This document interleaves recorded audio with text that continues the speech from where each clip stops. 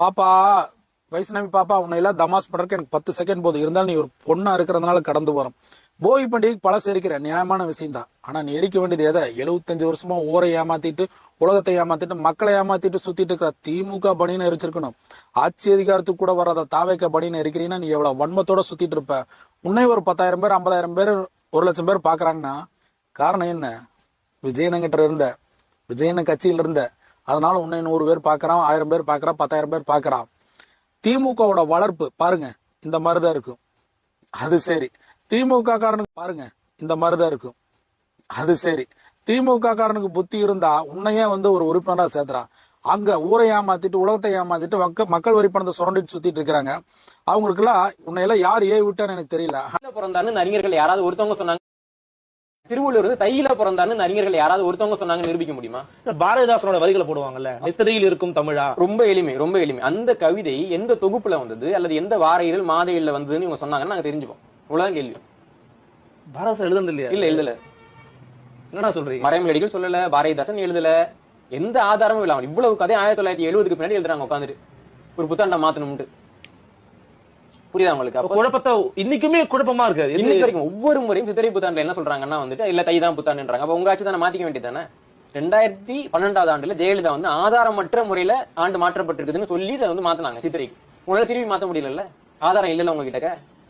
இன்னும் சொல்றேன், இங்க கூடுன அறிஞர்கள் பட்டியலும் கொடுப்பாங்கல்ல, மறைமலடிகள் அவர் இவரும் கொடுப்பாங்க ஒரு பட்டியல். அவ்வளவு அறிஞர்களும் ஒன்னா கூடி வைகாசி மாசத்துல திருவள்ளுவருக்கு பிறந்த நாள் கொண்டாடுனாங்கிறதுக்கு என்னால 100 ஆதாரங்கள் கொடுக்க முடியும். அவங்க வைகாசியில கொண்டாடின திருவள்ளுவர் திருநாளை தைக்கு திராவிடம் மாற்றியது, அவ்வளவு அறிஞர்களையும் அவமதித்து மாற்றியதுங்கிறதா வரலாறே தவிர அவங்க தைக்கு மாத்தினு கேட்டதா எங்கேயும் வரலாறு இல்ல. புரியுதா உங்களுக்கு? இப்படியாக எவ்வளவு முடியுமோ சோழர்களை அவமானப்படுத்த வேண்டியது, பல்லவர்களை அவமானப்படுத்த வேண்டியது, கற்காலம்னு சொன்னா அதெல்லாம் கற்காலம் உங்களுக்கு கிடையாதுங்க வேண்டியது, இரும்பு காலம்னு சொன்னா அதெல்லாம் உங்களுக்கு கிடையாதுங்க வேண்டியது, தமிழ் மொழியோட பழமை பேசினா நம்மள மொழிவெறின்னு சொல்ல வேண்டியது, எவ்வளவு அவமானப்படுத்த முடியுமோ. சொந்த இது நிலம் தானா இதுன்னு நமக்கு சந்தேகம் வர அளவுக்கு நம்மள ஒரு மன அழுத்தத்துக்கு ஆளாக்குறாங்க. இருக்கட்டும், மகாபாரதமாக இருக்கட்டும், இவைகள் எல்லாம் இந்தியாவுடைய ஐடென்டிட்டி என்று சொல்லி நீங்கள் எடுத்துக்கொண்டு வருகிறீர்கள். நான் வைக்கக்கூடிய கேள்வி என்னன்னா, ஜல்லிக்கட்டுக்கு தடை செய்தீர்கள். இந்த ஜல்லிக்கட்டு மகாபாரதத்தில் மிக தெளிவாக பதிவு செய்யப்படுகிறது. அதாவது கிருஷ்ணன் தன்னை கல்யாணம் செய்யும் பொழுது என்ன செய்யறாருன்னா 7 காளைகளை அடக்கி விட்டுத்தான் அவர் திருமணம் செய்கிறார். அப்ப ஜல்லிக்கட்டு இந்த ஜல்லிக்கட்டு பண்பாடு, இந்த ட்ரெடிஷன் என்பது மகாபாரத காலகட்டத்தில் இருந்தே, கிருஷ்ணருடைய காலகட்டத்தில் இருந்தே இது தொடர்ந்து வருகிறது என்பதை காட்டுகிறது.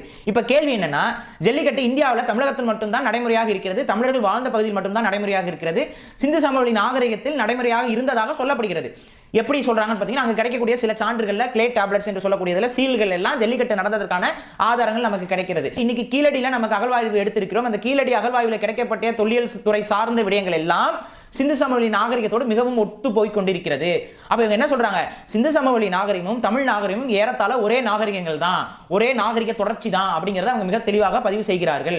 இந்தியாவுடைய ஐடென்டிட்டின்னு நீங்க எடுத்துட்டு வரதெல்லாம் என்ன, ராமாயணமாக இருக்கட்டும், மகாபாரதமாக இருக்கட்டும், இவைகள் எல்லாம் இந்தியாவுடைய ஐடென்டிட்டி என்று சொல்லி நீங்கள் எடுத்துக்கொண்டு வருகிறீர்கள். நான் வைக்கக்கூடிய கேள்வி என்னன்னா, ஜல்லிக்கட்டுக்கு தடை செய்தீர்கள். இந்த ஜல்லிக்கட்டு மகாபாரதத்தில் மிக தெளிவாக பதிவு செய்யப்பட்டிருக்கீங்க. வீட்டுக்கு தெரியாம கூட மாட்டுக்கறி சாப்பிடு, உடம்புக்கு நல்லதுங்கிறீங்க.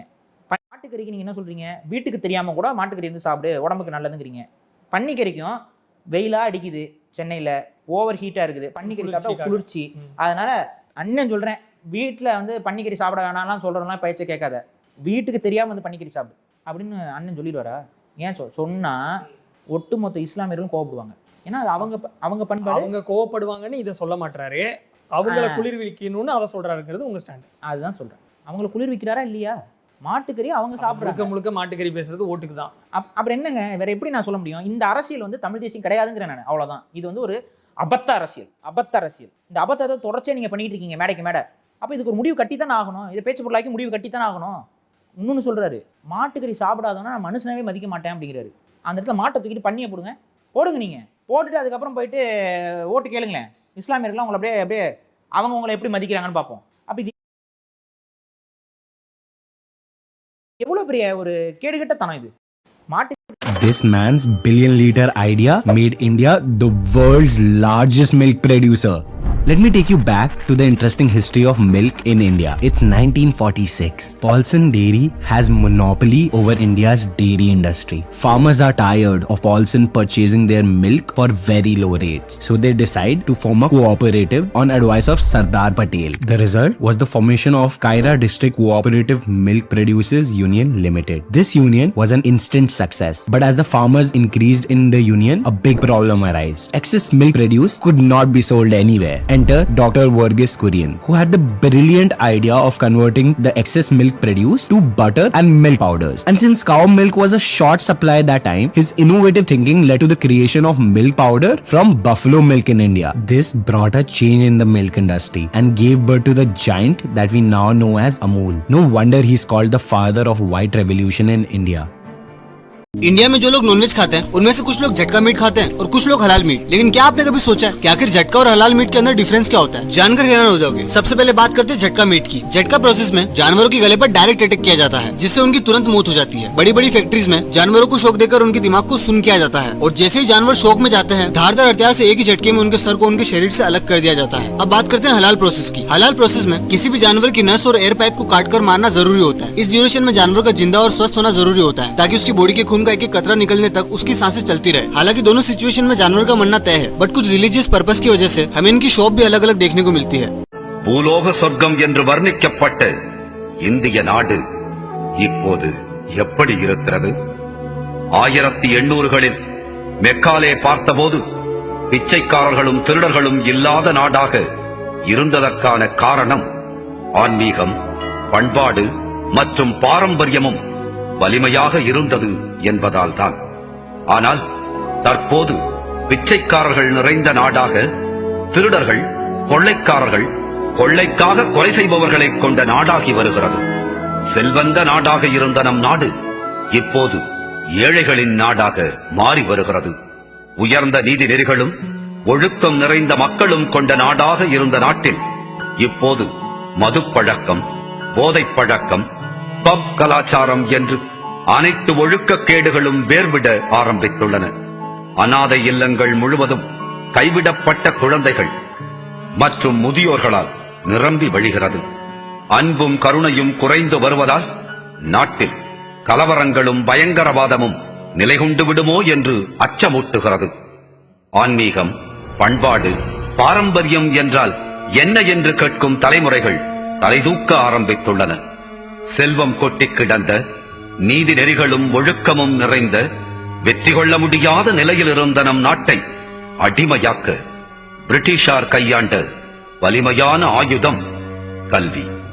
பல்லாயிரம் வருடங்களாக கட்டமைக்கப்பட்டு வளர்க்கப்பட்ட நமது பண்பாட்டையும் பாரம்பரியத்தையும் மலடாக்குவதற்காக மட்டுமே திட்டம் வகுக்கப்பட்டு செயல்படுத்தப்பட்ட வழக்கில் உள்ள இந்த கல்வி முறையால் தான் மனிதனின் மனதில் இருந்த அன்பு, கருணை, வாய்மை, மனிதநேயம் என அனைத்துமே இன்றைய காலகட்டத்தில் குறையத் துவங்கிவிட்டது. இவை அனைத்திற்கும் காரணமான வெறும் வியாபாரமாக, வேலை வாய்ப்பினை மட்டுமே மையமாக கொண்டு நடத்தப்படும் இன்றைய மெக்காலே கல்வி முறை. இது மாற்றப்பட்டு அன்பு, பாசம், மருத்துவம், போர்த்திறன், வானவியல், மனிதநேயம், ஒழுக்கவியல் கல்வி முறை என அனைத்தையும் போதித்த பழங்கால குருகுல கல்வி முறையே நம் தேசத்தின் பாரம்பரியத்தையும் வருங்கால தலைமுறைகளின் வாழ்க்கை முறையையும் மாற்ற வல்லது. ஆங்கிலேயர்களின் சூழ்ச்சி இதோடு நின்றுவிடவில்லை. இந்தியாவை ஆக்கிரமிக்க தொடங்கிய பின் 1760களில் பிரிட்டிஷ் இந்திய கவர்னரான ராபர்ட் கிளைவின் கண்களை உறுத்தியது தமிழகத்தின் குருகுல கல்வியும் நமது பாரம்பரிய விவசாயமும். தமிழனின் விவசாய ஒழுக்கத்தை அழிக்க விரிவான ஆய்வு செய்து அவர்கள் நாட்டை சார்ந்து நாம் வாழச் செய்த சூழ்ச்சிதான் பசுவதை கூடல்கள்.